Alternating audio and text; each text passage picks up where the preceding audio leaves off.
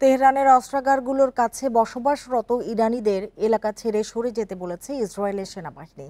সেখানে ব্যাপক হামলা চালানো হবে বলেও সতর্ক করেছে তারা। এরই মধ্যে তেহরানে নতুন দফায় হামলা চালাচ্ছে ইসরায়েল। সেখানকার বিভিন্ন এলাকায় বিস্ফোরণ হয়েছে বলে জানিয়েছে ইরানের গণমাধ্যমগুলো ও মেডিকেল কর্মীরা।